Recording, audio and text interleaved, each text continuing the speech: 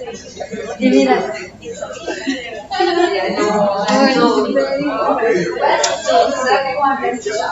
Hoje sim, bom dia. Bem. Oi, tudo bem?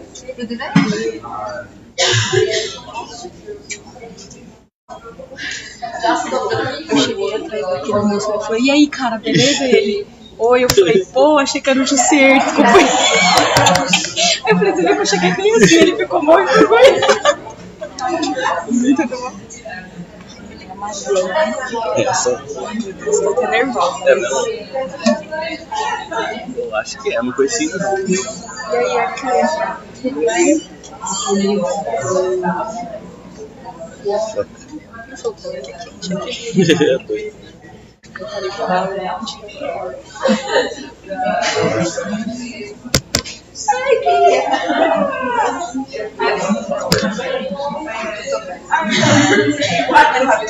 io parlo italiano. Ok. Tutto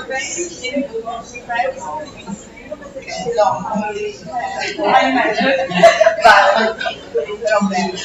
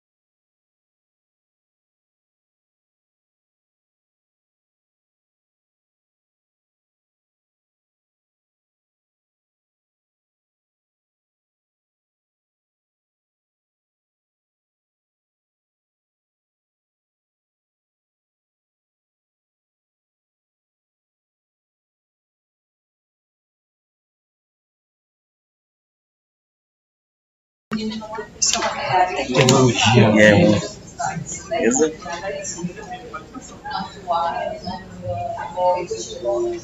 Vai fazer transmissão?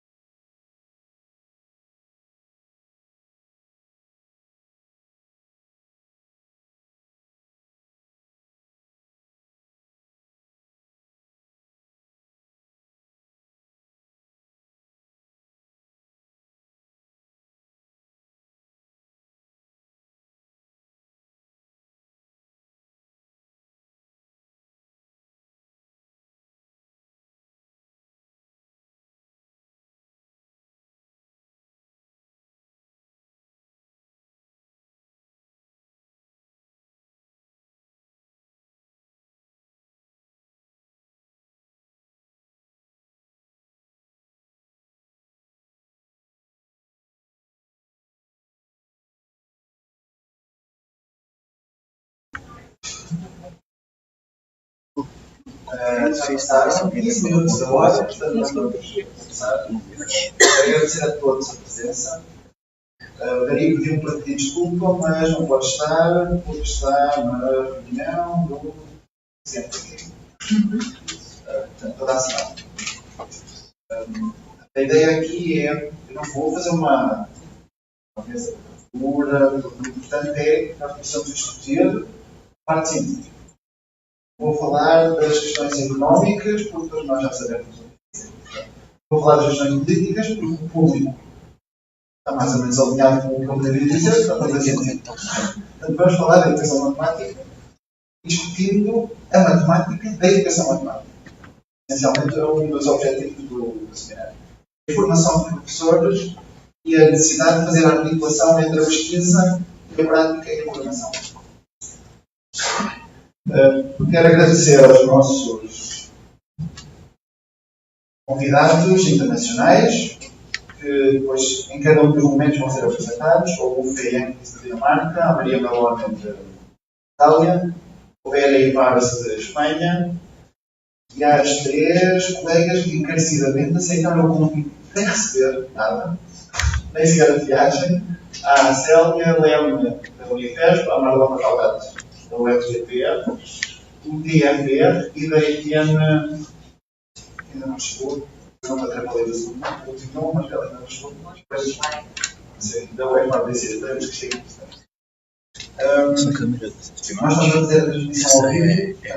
Se tiverem algumas questões que eu vou apresentar a seguir, peço que escrevam, tanto quem está aqui como quem está na assistir ao vivo, para nós depois podermos, se não necessário, produzir e escolher a ordem pela qual vamos fazer as questões.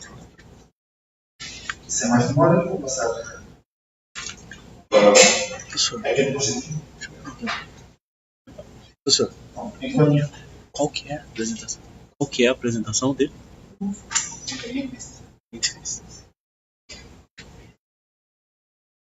So the mathematicians, we have the science.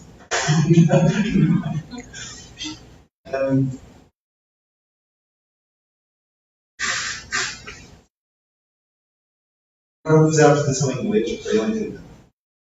So we will have talk now on the use of primary sources in the teaching and learning of mathematics.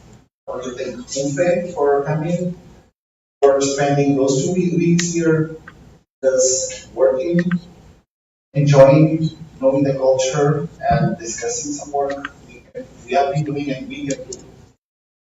I have to say, I met Uffe the first time in 2010, 11, at the summer school for master and PhD students in math education that we have in Europe, which I always say to my students that they should use those opportunities to meet the persons that are the ones who are going to go with them for the next 30 years, hopefully. So I think this is one of the most important things for presenting Uffe. Because now he is the chair of the survey, which is the conference for math education in Europe. Besides being the responsible for several journals in math education, editor of several journals, the author of many papers and books in the area, not only on the issue of mathematics, but also on teachers training and technology, something else. So the important thing here is to hear what he has to say, to discuss what he has to say, and to learn from who actually knows what to say. Thank you. Now we have it.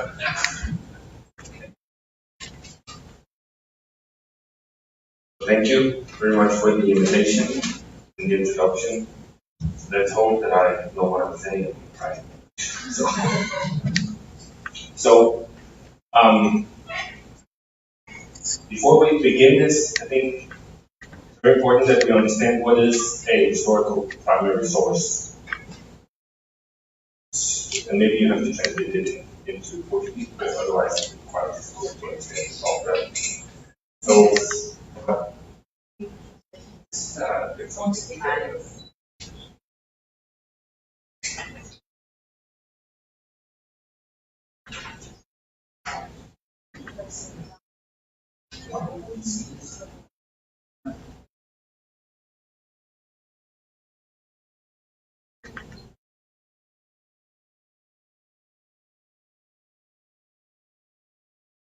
okay, so just to provide you with a very brief example, this is a historical primary source. It's the Euclid's Elements from 1482. This is an example of an historical primary source, but they can of course also be newer and more recent.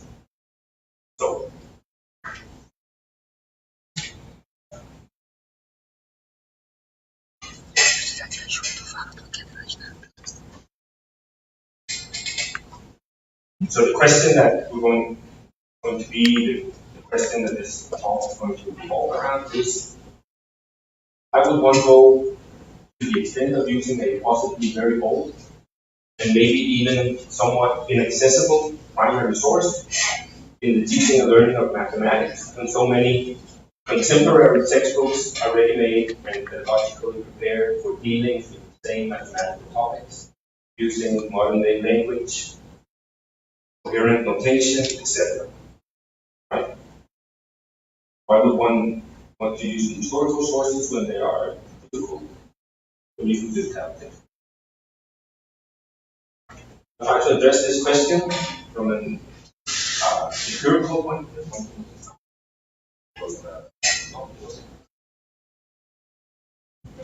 view. Like this.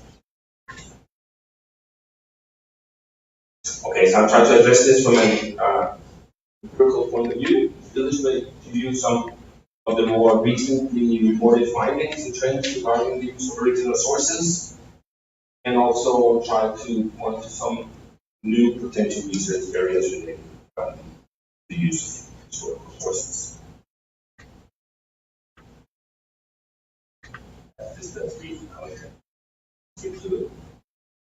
There are different purposes for resorting to historical sources in teaching and learning of mathematics.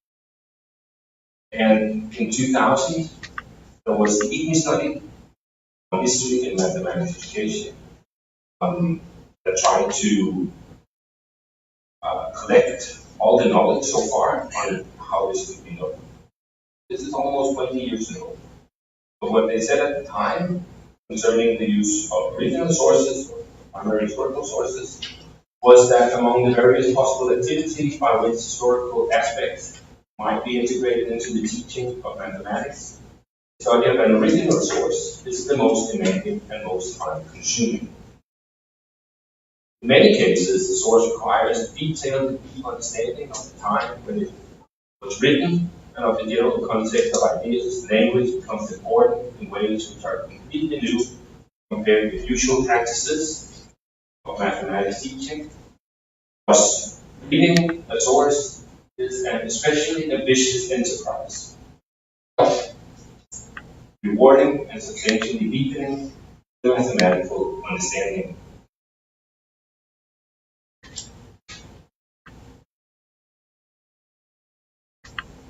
Usually,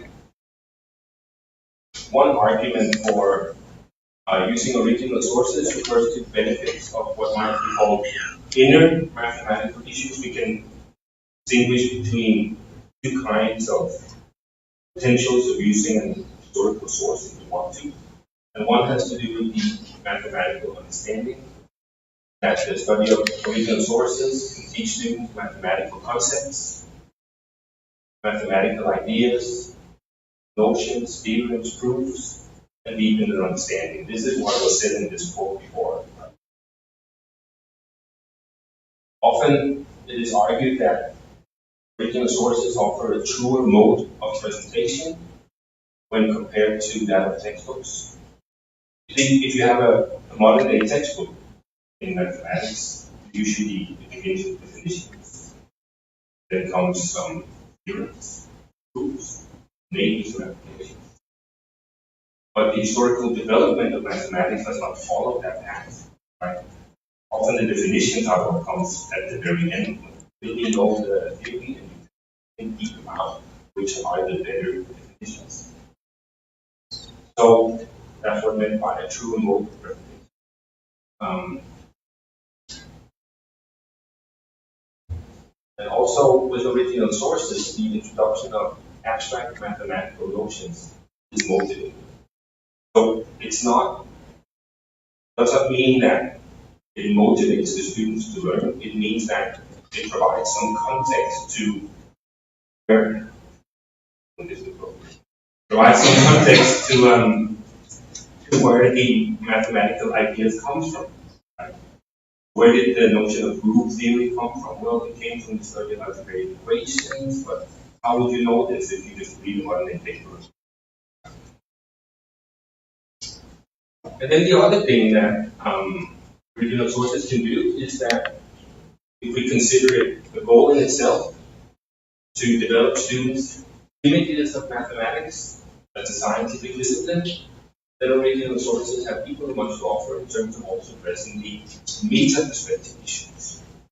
So this is to do with that original sources, they are not pre-digested in the argument, meaning that they are open to students' interpretations. If you read a textbook or a secondary source, I mean, the author has already made decisions about what are the important things and how should we understand this and what are the applications, so forth and so forth. These are much more open to interpretations from the students. And it also illustrates that mathematics comes from somewhere. It doesn't fall out of the sky. It was developed in a context. And also that the development of mathematics interacts with culture and society, other scientific disciplines. There are a bunch of these meta issues that one can address in order to develop students' images of what mathematics is as a science. And of course, by this develop their awareness. But to do this, the original source must always be placed in an historical setting. So this wasn't some of the purposes of using original sources, or the whys. Okay? Now, let's talk about some of the hows. How can you actually then use original sources in your teaching? I'll just give you a brief summary of some of the approaches described in. There is the genetic approach. It has been discussed by Felix Klein and Uffe Jankvist. Uffe Jankvist has the German mathematician has a paper on this from 1926, where the argument is that you should, when you learn mathematics, you should follow the path of the historical development. So it has, if some of you have heard about this, one told you this is philo, this is argument, and this is And there are two ways of the genetic approach. Dr. Jupitz explains to us. There's an open one where we tell to the students that we are following the historical path. But you can also just follow the historical path without telling the students that you have used history as a way of designing interpretation of the topic.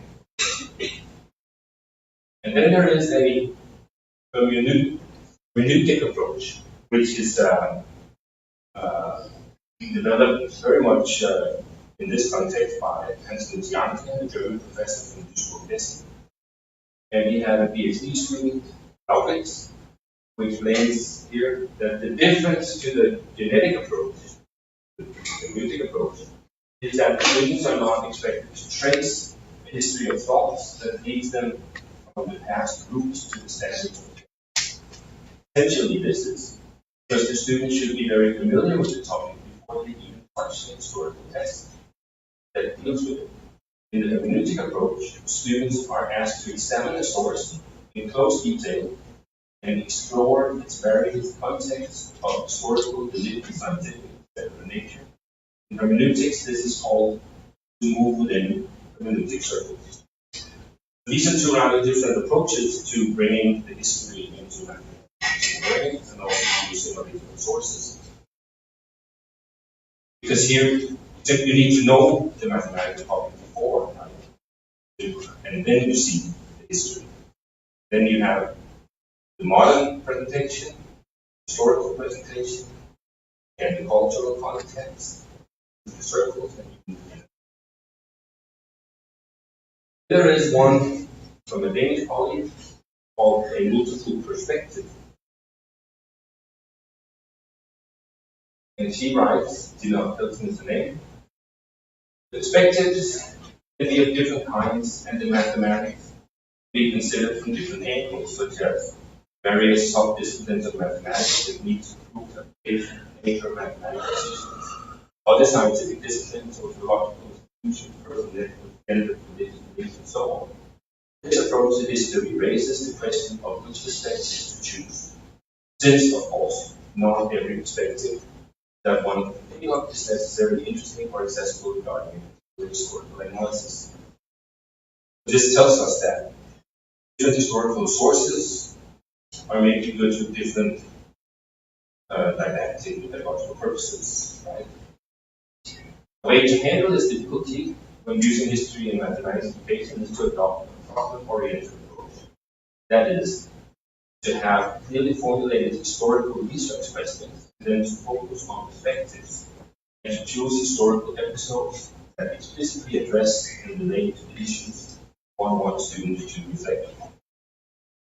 So, in this approach, it's not just a matter of maybe deepening the mathematical content concerning what's going on in a particular source, but it could be how was this piece of mathematics developed within these two research communities, or one thing that we often see is that a piece of mathematics is discovered or developed at the same time, but independently of each other. That could be such a question.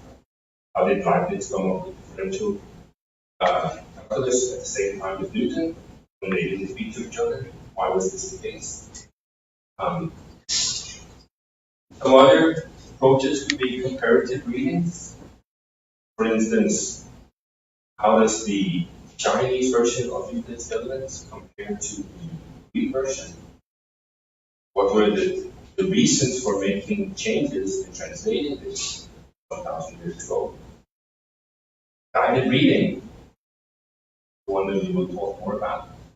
This is the idea here is to have the students read the source, but then interrupt the readings of the source by providing them with some background information about the source or some tasks, what they have just read, deepening their understanding what is going on in the source.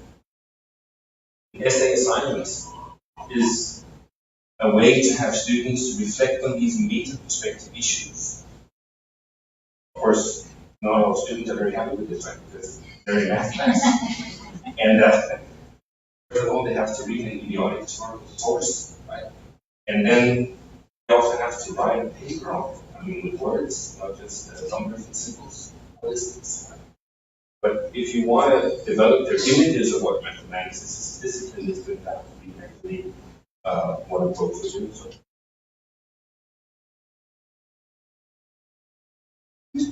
So a few examples from the literature related to what we have talked about so far. So Jankvist, a PhD student of Dinamarca, he did in his PhD, he tried to compare the effectiveness of the different approaches. Of course, you would think that some approaches were better than others, but no one had actually gone about addressing this question in a more research-oriented manner. So he did. And what he found out was that we had three methods. You had the genetic approach, the hermeneutic, and conventional. That was like ordinary teaching or discipline and all. We found out that students taught with the genetic approach for various important stages through the sequence of original sources from Egyptian pyramids to Babylonian tablets through algorithm methods. The topic here was second order equations. And they actually performed worse on the standard test regarding the mathematical English than the actual mathematics. Their mathematical understanding was worse than the control group taught by a conventional method. This was this one thing. But with the hermeneutic approach, they did better. I don't know, I mean, he was supervised by the guy who came up with it, but still. So, it does tell us something about which approaches might work and when and where. Now, listen.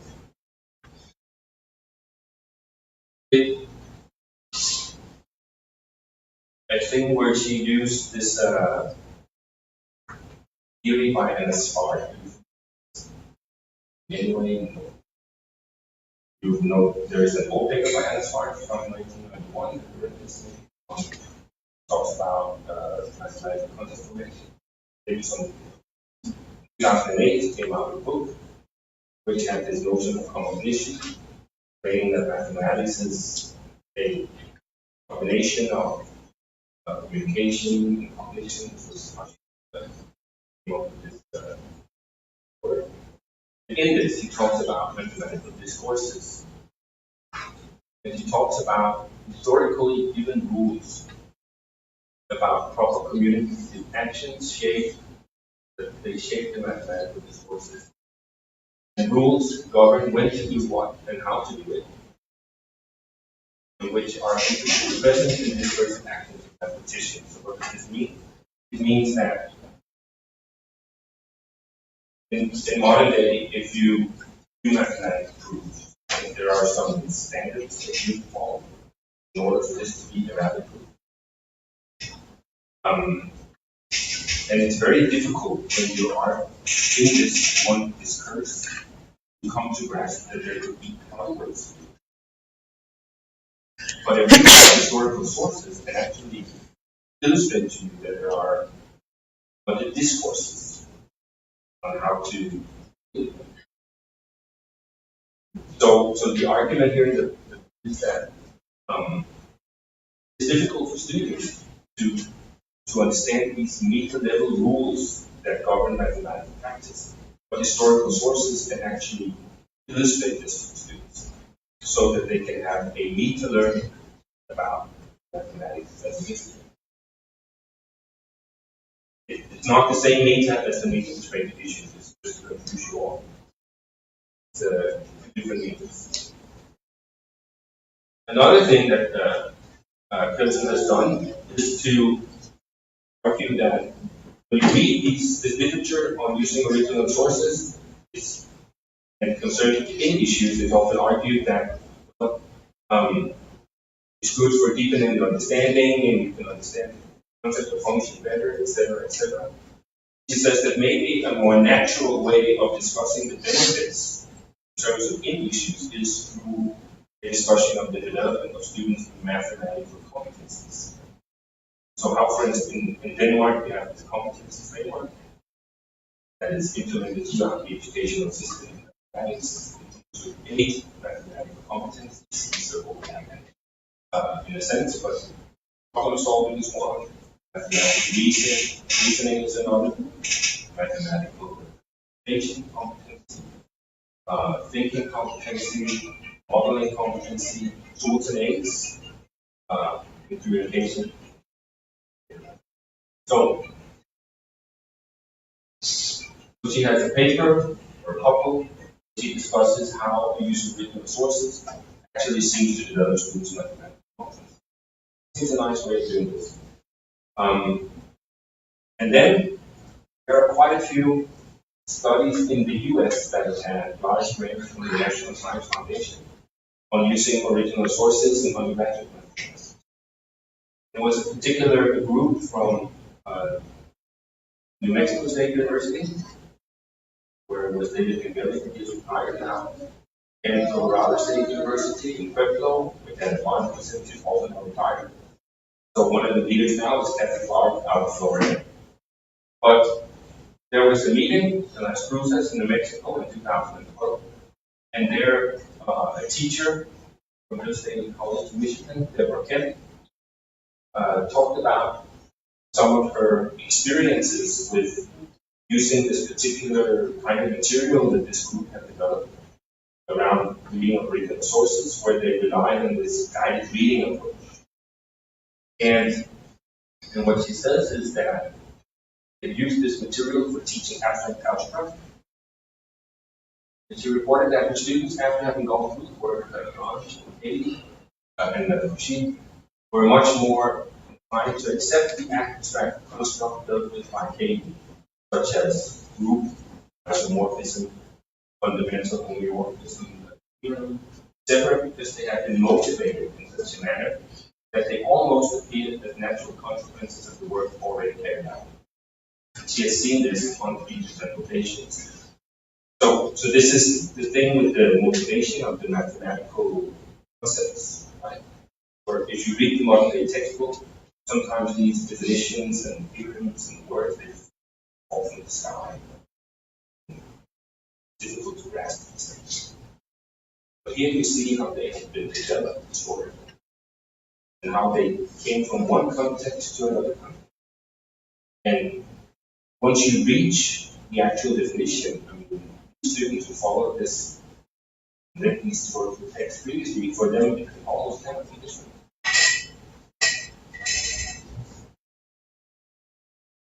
Okay. So, at the time when I met Miguel, I had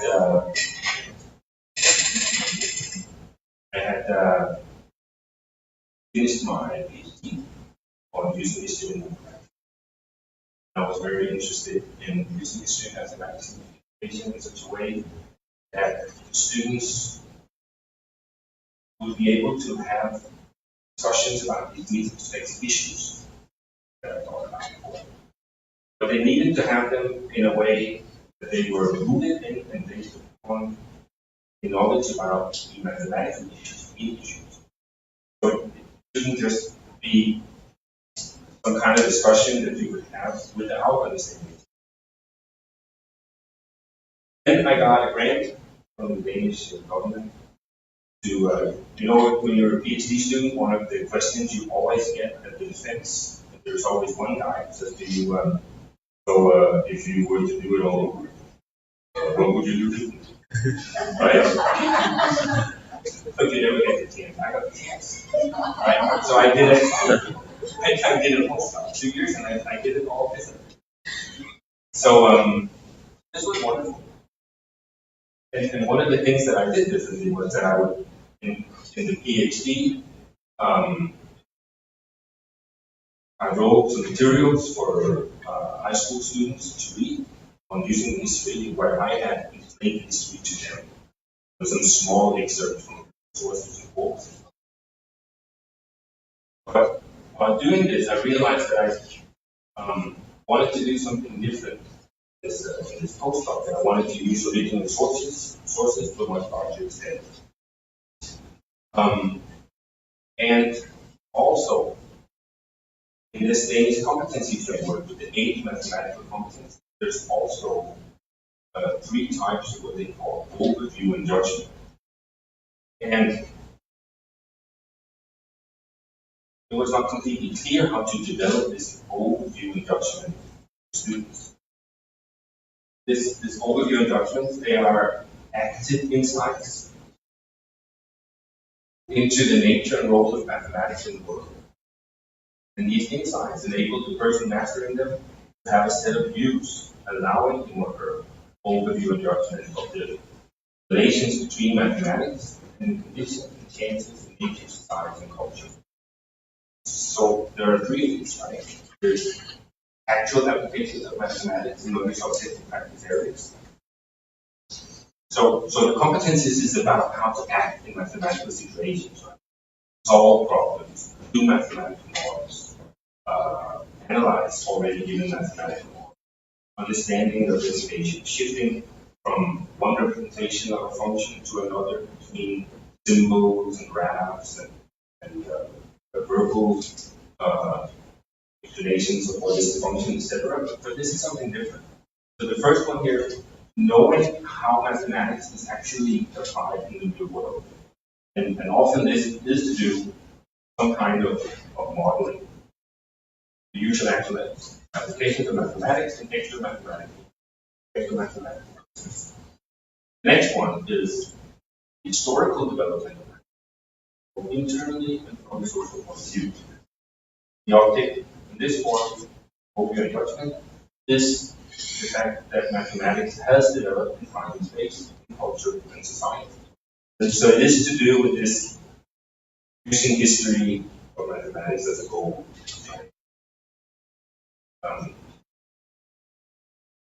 And the last one is the nature of mathematics as a subject.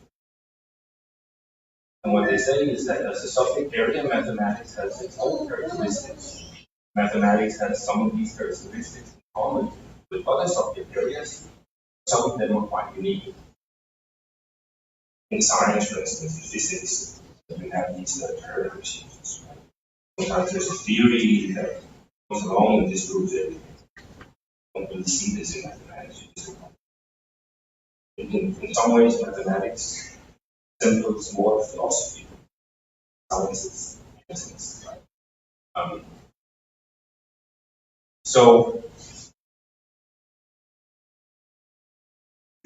I have this idea of putting these 3 dimensions into one and the same teaching module for high school, focusing on the history, the application, and the philosophy of mathematics. This is what it happened. And since these are related to each of the 2 types of overview and judgment, and the 3 main ideas for designing these modules was to use one original source for each of the 3 dimensions, and to follow this guided reading approach that the Americans have, and to use these essay assignments to get students to talk about these issues. This was one thing that came out of my doctoral dissertation that I took into the next project because it seemed to do the job. So, as an example, these high school students, first-year high school students, were provided with such a teaching module. Of course, a lot of the teachers would say, but how are they able to do this? And they're in first year of high school, they don't know what to expect. Some guy comes along and gives them original sources. They think this is the way to do it. So they would read a text from Euler from 1736 on the solution of a problem related to geometry. So this was the historical part. Later, this theory that this led to was applied by a computer scientist and physicist in the Netherlands to develop Schwartz path. And finally, there was the more philosophical text by Hilbert, where he talks about mathematical problems. And this was from the lecture at the Second International Conference in Paris in 1900. So, it's a long quote, but some of the things that Hilbert talks about is that how is mathematics developed? Often it is something from outside mathematics in the extra mathematical world that inspires mathematicians to look at this.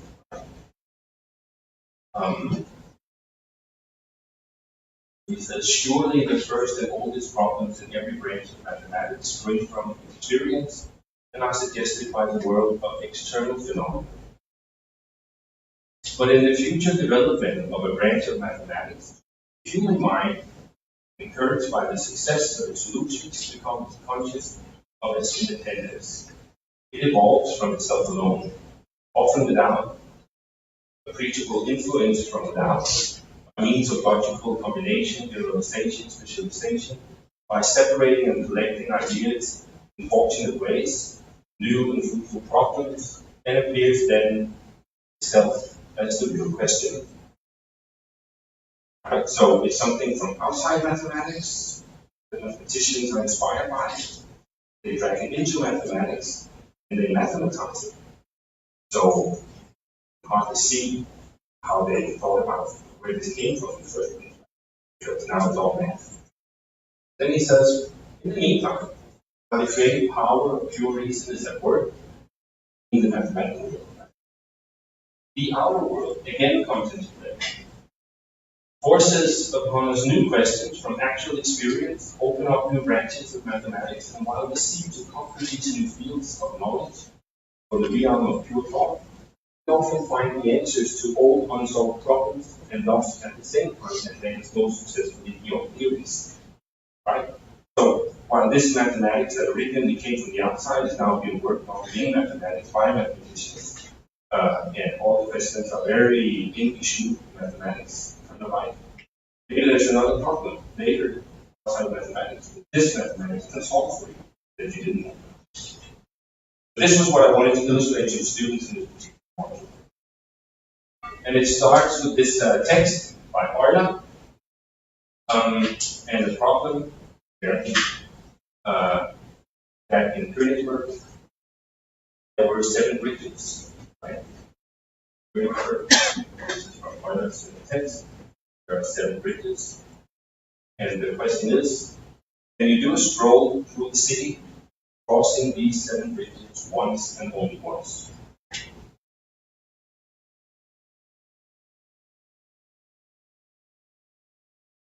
What Euler does is to mathematize this problem. It shows that this cannot be done. And actually, the fact that it cannot be done, I'm not going to go through all the math. That was an entire teaching module. But he has this, it's almost like a corollary that comes out of all the theory he develops about that theory here. Is that if there are more than 2 regions with an odd number of bridges leading to them, it can be declared with certainty that such a wall is possible. So this is a modern day graph representation of what's going on in Königsberg. And you can see that there are more than 2 regions with an odd number of bridges. This is a region, and this one. And there are 1, 2, 3 bridges. This is another region, 1, 2, 3. And even 1 more, and over there are 5. So you cannot do this stroll in Königsberg.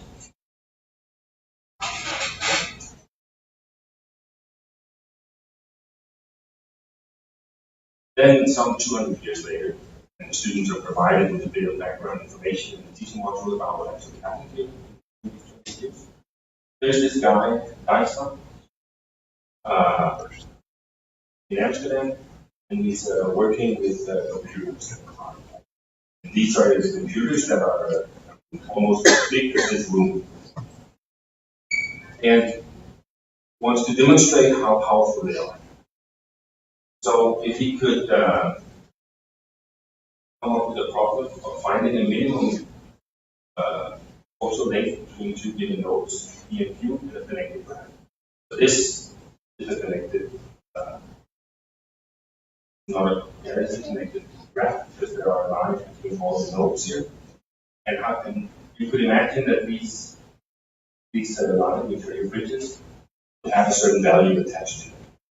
maybe when you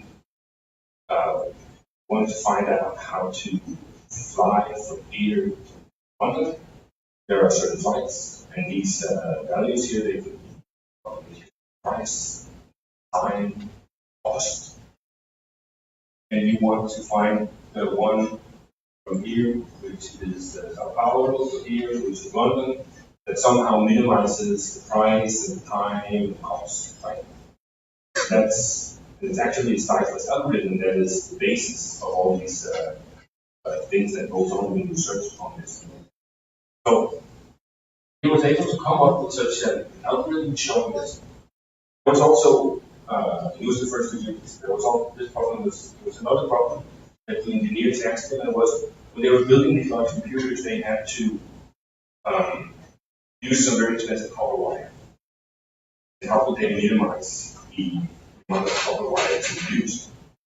And he said, well, this corresponds to finding the minimum spanning tree. A node, and you need to take all the nodes by one piece of copper wire. We want to minimize the total length. We also came up with an algorithm. This was already solved though. So it's not in Czech Republic because they were having the same problem and they had to put up telephone cables. But what happened here, what I saw was that he just used the math about graph theory to solve these problems. He didn't have to invent the mathematics. Euler had to start from scratch and invented all the mathematics to solve this problem. Last time he just used the mathematical theories already there. So in that sense, it could be considered an example of what Uffe was talking about. There was something outside the mathematical world, and all of a sudden all this math that had been going on, graph theory, now you could use it for a new problem. And the students had to do an essay assignment about this. They were to identify some criteria that would go for mathematical problems, etc. And good mathematical problem according to Uffe is one that, it should be understandable, but it should not be completely inaccessible. You can understand the problems, you can explain them to people who are not mathematicians.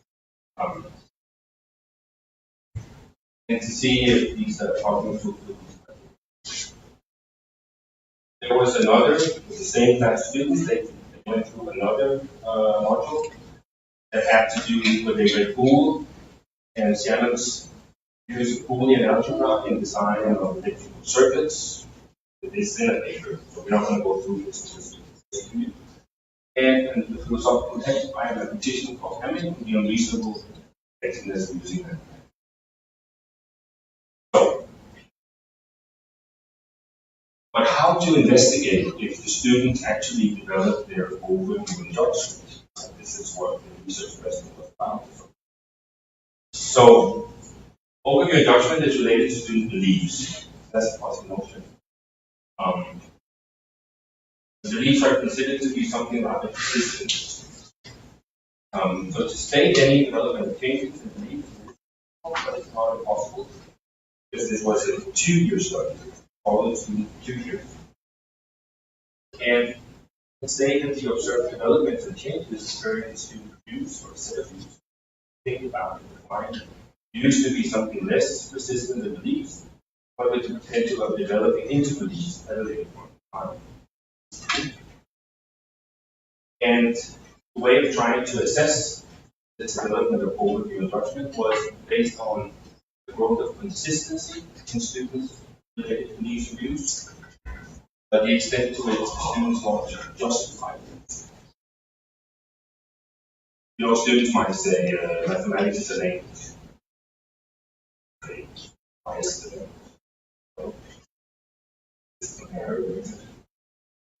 It's not a very justified belief. And then the amount of exemplifications in support of the belief reviews that the students provide. And then the actual knowledge. So a combination of these things was used as a way of trying to assess if students actually possessed or developed their own. So I'm going to try to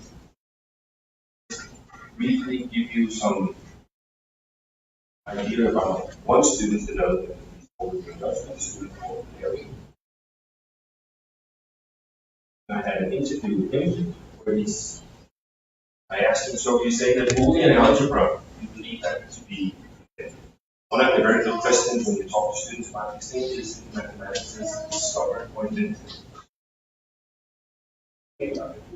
This is discovered or invented. Already there. And it's not important if you believe one or the other. It's important that you can arguments. So, yeah, we define ourselves, we take a way of thinking and turn it into mathematics, and this means this and that is that. Well, it might be a way of thinking, might be that way of thinking was already there, but you invent a way of writing it within what you're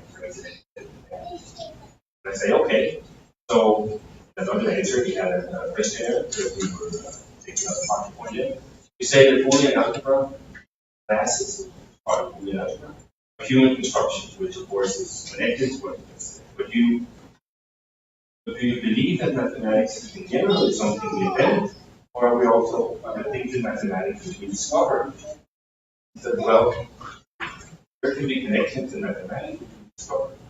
For example, the equation Euler's number, power of I, we know this one, right?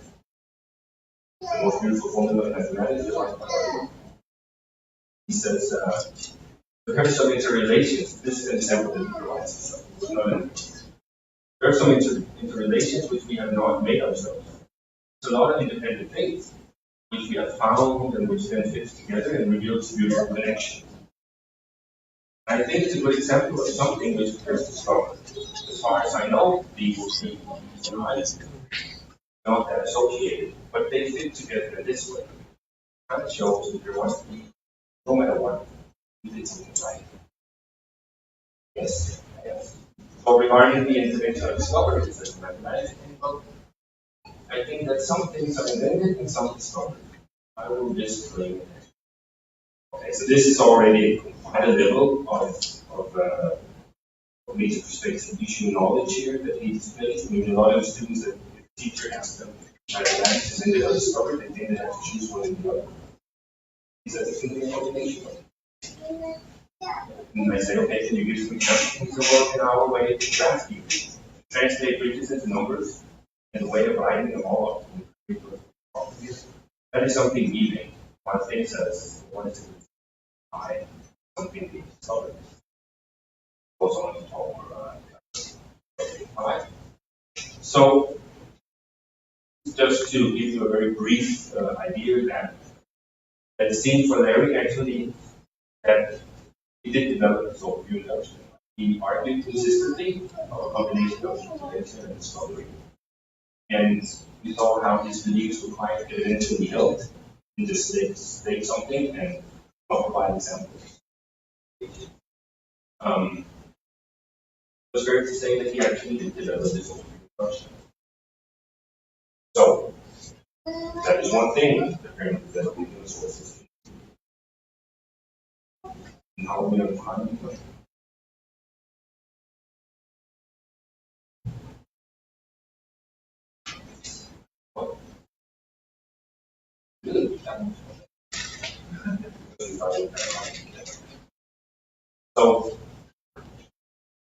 So let me summarize some of the empirical findings in the literature using this work. So, could you argue that original sources of the half modules came to serve as some kind of evidence that the students were able to develop their own view judgment? Historical sources could be used to. We cannot expect students to alter their beliefs and views, consequently their own view judgment, if they're not provided with some evidence to measure these things against. There must be something there somewhere. Not until students have access to evidence or counter evidence are they likely to criticize rationally, reason about, and reflect upon their beliefs, and possibly accommodate and change the position if necessary. Some of the other findings from the outlets was that the approach actually played a crucial role for the outcome. We would have expected this with the actual empirical studies. From Mengele and the other people in the US, you know that just giving the students the source doesn't do the job. They need some kind of guidance or some kind of help, either circles or something like guided reading. And this guided reading of original sources makes students more willing to accept abstract mathematical concepts as natural consequences. From Kelsen, we saw that instead of always talking about understanding the framework of mathematical competence, to be a more natural setting of discussing the benefits of using sources. The original sources illustrate these meta-discursive rules about how mathematical practices and discourses are. And it's difficult to illustrate them otherwise, perhaps. But it's very important when we do these things, in particular if we want to have something related to history as a whole, that we are true source. We have to provide an actual concept of the source to students. And we cannot say that some things were going on in the historical space that was not going on in the historical space. There's a lot of literature about this also. Evelyn Lavey, a professor who has done a lot about this, talks about this particular notion of a very bad friendship. It is not. It is that it challenges one's perception by putting one on familiar ground, by illustrating that mathematical constructs have come into being at one point in time and space, and that it did not happen by itself.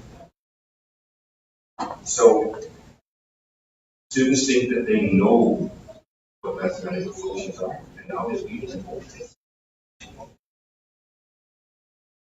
But can actually use even their understanding also of what the mathematical concepts are. You can think of this as a process if you want. Just unfamiliar ground, through exposure to a source, there comes some kind of cognitive dissonance. Used to be exposure of two different mathematical discourses, acting according to different meta-discursive rules. And this may cause disorientation, which is a good thing, since it also is a precursor of reorientation, which again may involve the development of multiple points of view on a mathematical topic, and also implement processes in this sort of mathematics. So, it seems that potential abuse of original sources does not stop here, because original sources may also be able to contribute to some of the more general problems with sciences and basic. So, the problem of proving students to study mathematics, sciences, and the problem of transition in educational levels, retaining students, and interdisciplinarity. Let me try to explain. Based on this, these half modules that we stop saying their students when we're doing some questionnaires at the very end.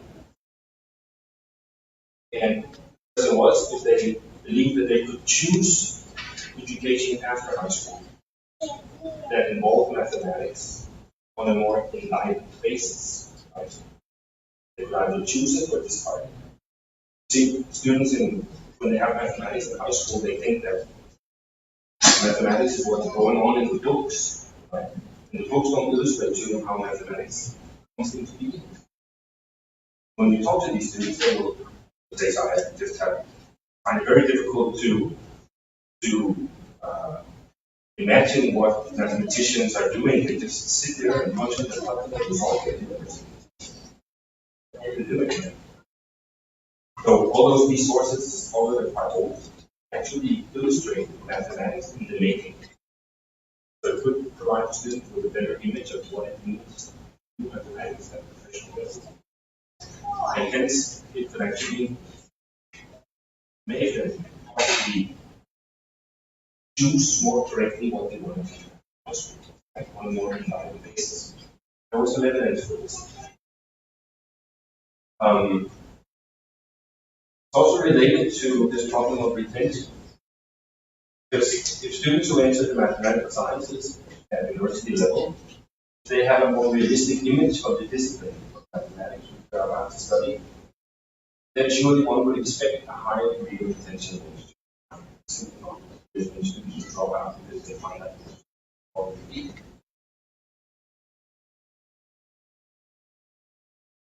What were the other things? There's this problem of transition. When students start reading mathematics at university level, they are presented with these textbooks, right, that begins with the definitions. And it's often quite, and then comes the theorems, and then comes the proofs. It's often quite difficult from what went on in high school. If they instead begin by reading some historical sources, and then the theorems and definitions are historically motivated, maybe it's easier for them to ease into mathematics studies. And then often you have this interdisciplinarity that becomes kind of artificial, right? So mathematics is important because it's used in all the other subjects. You can't really provide any examples because they're all too complicated for students. But the historical sources, yes, they're 300 years old. The students can understand them, but some of them are very interdisciplinary. A lot of the math is studied in context. Differential calculus illustrates interdisciplinarity. Very complex. It's not enough. So, arguments usually given in favor of using sources are, of course, just really valid. We have empirical evidence to support some of these more advocating arguments that we have seen in the literature. We have some studies suggesting how the effect of written sources may be evaluated by means of existing frameworks for math education research. Not just a matter of that, but very much of how we evaluate the outcome, how the sources. I believe that written sources can play roles in coming to grips some of these general spatial problems that I mentioned. And where does all of this take place? Except from where Denmark did. Right.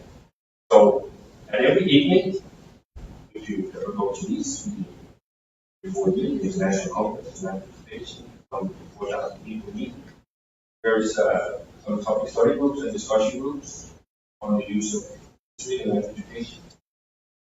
There is a satellite meeting of history and pedagogy of mathematics. It's an affiliated topic study group of equally old as CME. Only we don't hear it as much about it. There's the European Summer University, and we have small in math education in Europe. And certainly there's a working group on history every second year. In the US, they have meetings twice a year about the use of history and math education. West Coast and East Coast meeting. That's closer to you, perhaps. Germany, there's a history section in the yearly conference. Then there are a bunch of other meetings. Maybe. So,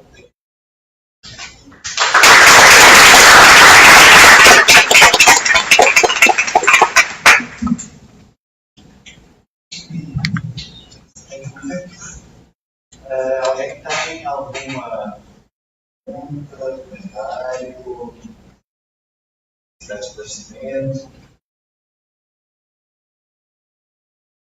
Oh, yeah, that's a question.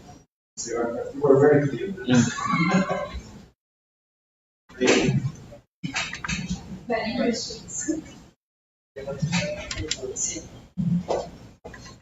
First of all, thank you. It was very nice to hear this very, I think, complete, not good, but very big panorama on the topic.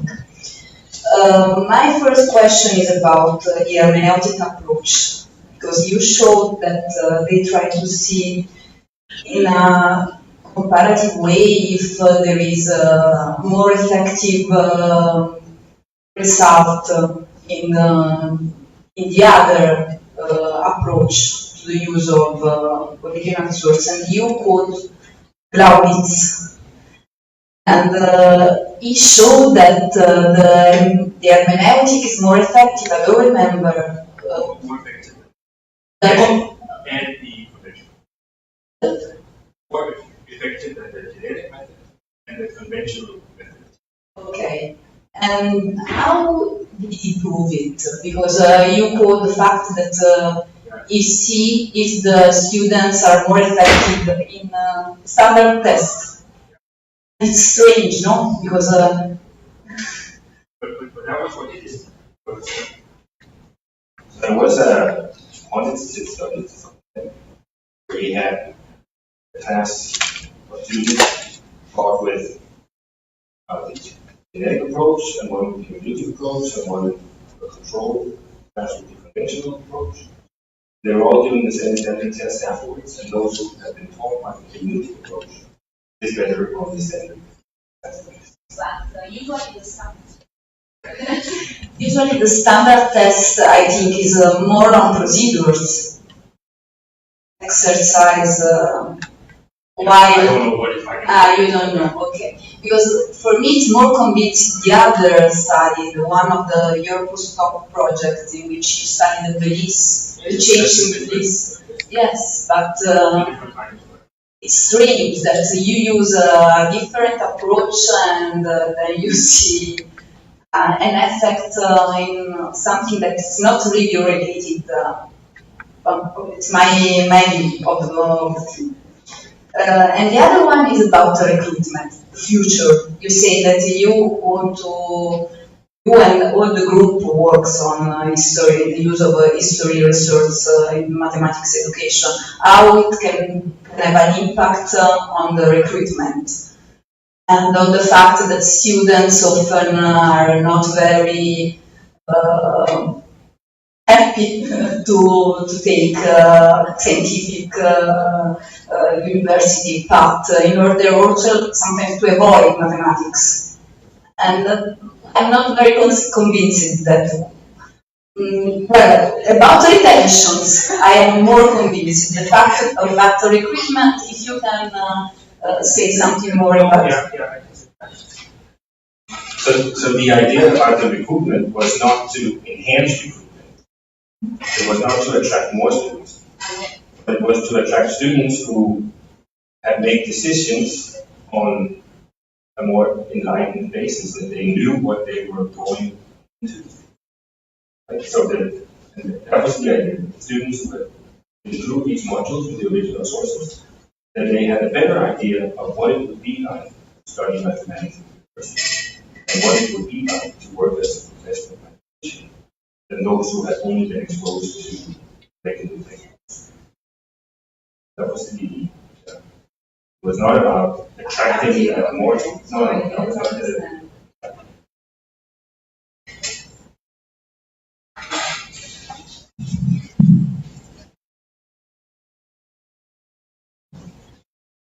Okay, thank you for the conference. I like it very much. My question is about the teachers. And I'm Leticia.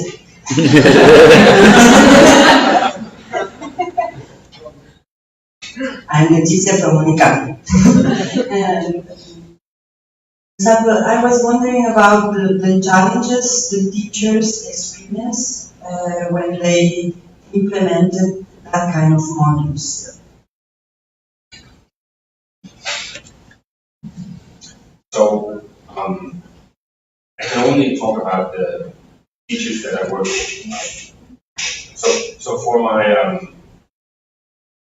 PhD, I worked with one teacher. Did not know much about the history of mathematics. She was thinking about the philosophy. It was biology and mathematics. But at this time, there was a new reform in our secondary school in Denmark, required them to do something related to history. And a lot of the teachers, they didn't really know how. She was just very happy that I came home and helped her. And of course, I got all the data from my PhD project. So I would provide her with the text that I wrote about this, and she would comment on it, and have some sessions where I assisted her in understanding also some things that she had difficulties understanding also that I have to. And she was the one who also was the teacher for this first half module with the math theory.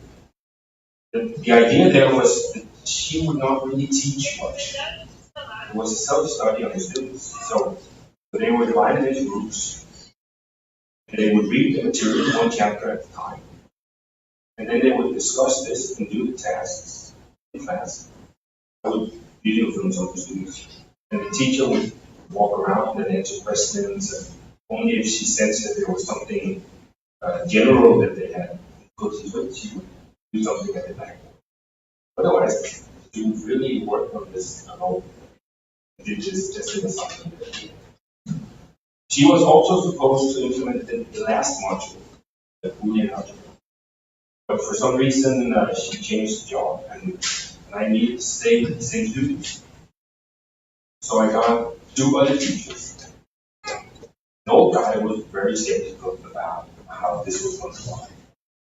And then a very young teacher who was young and therefore didn't have a lot of beliefs about how these things ought to be, so he was actually more serious to convince. So for that particular session, there was a lot of more work with the teachers.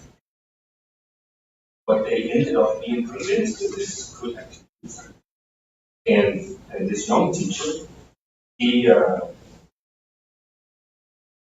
later on he would use this module as not as how I intended it, to develop students' beliefs about mathematics and illustrate the mathematics for students, but actually to develop students' symbolism.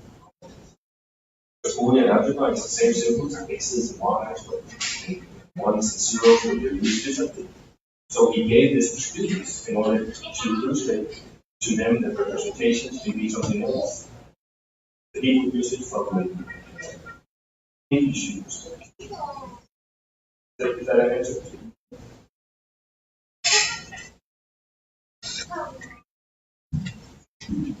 Some more question?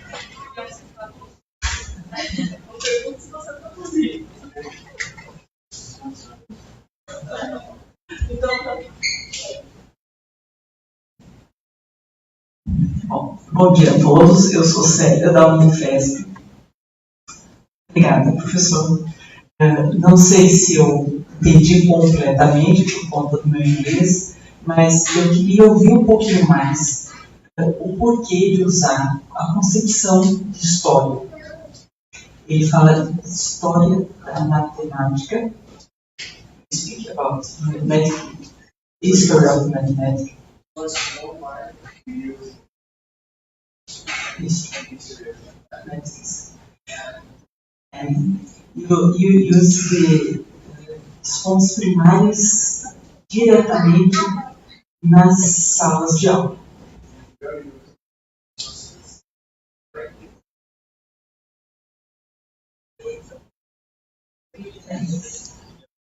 Então,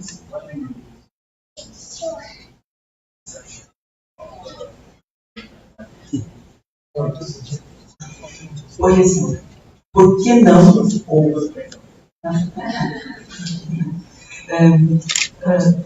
não usar, enfim, trazer outros elementos, another elements to the student about the production of this material, etc. Sim, porque ele traz a fonte primária possível, o trabalho do historiador, de tentar produzir uma história. Existem histórias produzidas sobre essas fontes, que dão um contexto, que dão um panorama de como essas fontes foram produzidas.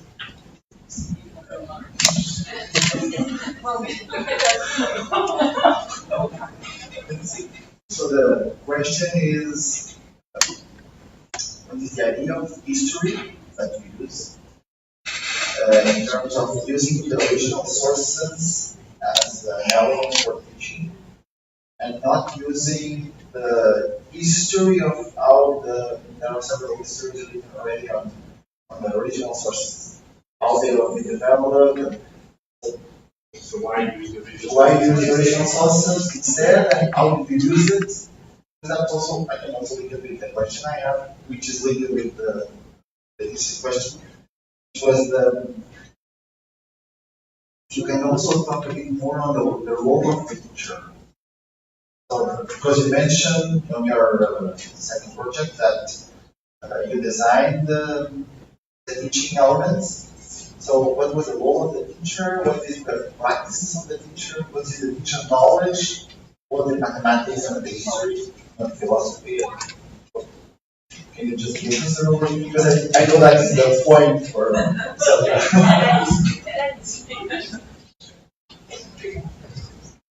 So the purpose with developing this type of overview judgment that I shown in the slides is not to teach the history of mathematics.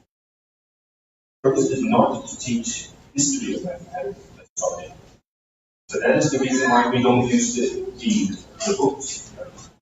We want to, the idea is to develop the images of mathematics as history. Give them an idea about how mathematics was developed in time and space, how it is dependent on that. So for that reason, the original sources seem them. But you have to place them in a context. So, yes, this, I think, answers that question. I think we do not think it's real coffee. So, yes. So, second question was about the role of the teacher. Yeah.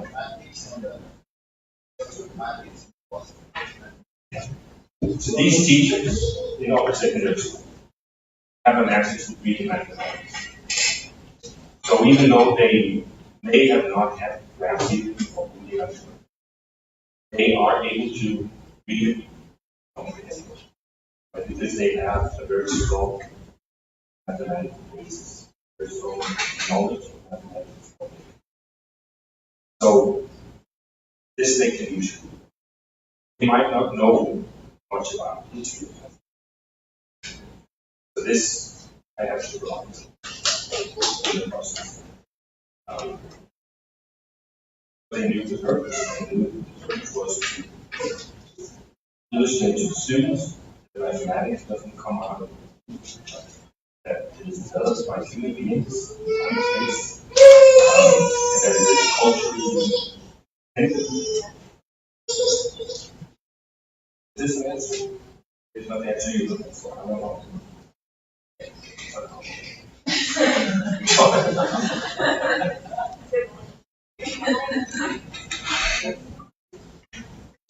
some more questions or comments. Sorry, so many questions. I'm very passionate. Another point is that in Italy we use the semiotic mediation theoretical framework in order to look, for example, to original source as artifacts. You also do research in technology. What do you think about this, on this other way to look at original source? I think you can look at the use of original sources from many different perspectives. Right? This is one, and these were some others. Yeah. I know that, yes, because it was Denmark, I had to also situate it within this particular framework of competencies and overview and judgment, because it is what the teachers have to relate to. That's why it's not semiotic. But what you could describe it.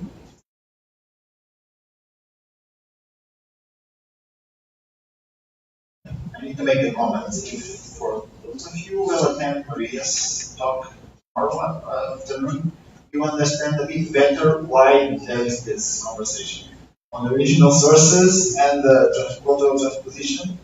On the need, something that Uffe mentioned, the need to situate the original sources within the context they were elaborated. Well, I have. Do you have one more question, please?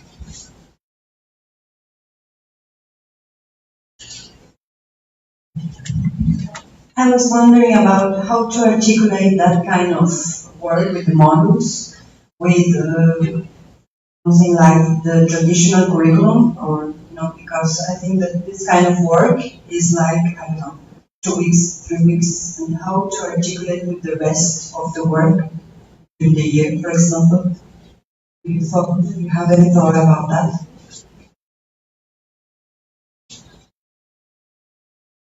Yeah, so there are quite a few papers in the area of using history and application that address this question. And it's true that this was a module and it went over a longer period of time. But in this curriculum for high school at the time that was moved, you had some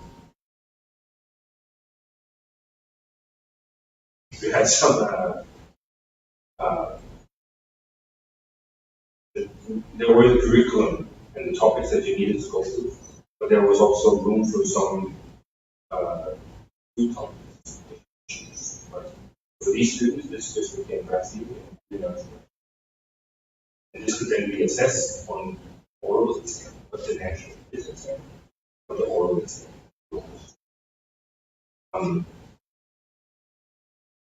But if this is not the case, what can you then do? Well, then you can be a topic on the curriculum. As we had with the example of balance, solving of second-degree equations, probably on the curriculum. So instead of just doing the procedure, the formula, it could be an original source file of the person who also develops the same method. So that could be one of those. Still live up to that's the question.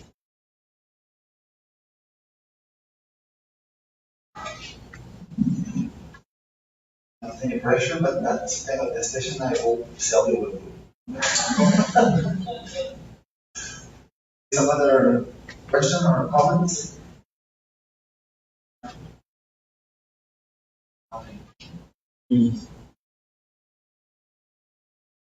Well, I'm usually the guy that actually asks, well, if you do something different, what would you do? And everything.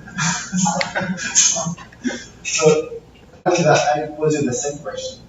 Now, even if you are not working on, even if now you are more working on technology, but if you had to design an element for teaching on, I will stress this for the roundtable discussion we will have on geometry, for example, would you do the same approach?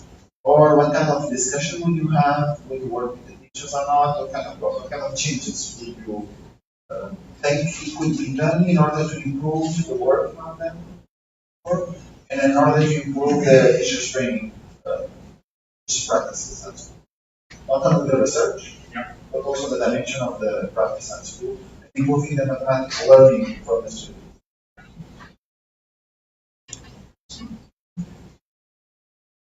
So, what I would do is that I would look at some of the current state of affairs in the mathematics teaching in the high school. And as we talked about the other day, one of the things that is going on is the introduction of technology, and not always necessarily, unfortunately, in a very effective way. So, but I think that the technology and original sources can complement each other. As a doctoral student who will do a lot of this. Because as you saw, the original sources are quite inaccessible to students. But the range students, some of the technologies is actually a quite familiar discourse. So maybe they can use the technologies to make the original sources more accessible. That would be one thing that I would look into, and hopefully this will assist teachers and students. At the same time, we also know that technologies, even if you distinguish between pragmatic use, the using the technology to solve some problems, and an epistemic use of technology, where you actually try to develop students' concept formation and deepening their mathematical understanding. And I think in high school, without having done empirical study, it is most often pragmatic use that is in favor. But the combination with original sources, where you actually have to understand the content of the source, could draw the use of technology in a distinct direction. It seems that perhaps technology and original sources would complement each other. You teach it together. I would keep the guided reading, because I think that it's an approach that actually I would keep the essay assignments. But I would have tasks within the guided reading approach where technology would enter. It could be, for instance, if you were working with filament geometry, some of the constructions from the filaments, you could construct it as a fixed figure in GeoGebra, and then you can drag the things and you can see how, I mean, it doesn't, yeah, don't have a nice illustration to show it. So that could be one thing. It could also be the use of computer algebra systems to some extent to ease some of the very heavy mathematical calculations in the source map. So these are some of the things that we. And then I think the argument for the teachers to engage in this could be that it would be a systemic use of technology, if they have to do it, but they do not all know how to. That answer? Yeah.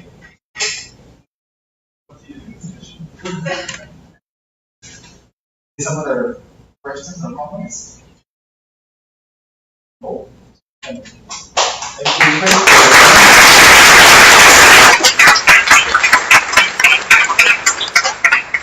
E agora temos um café, que é apenas só um café, com pãozinho de queijo.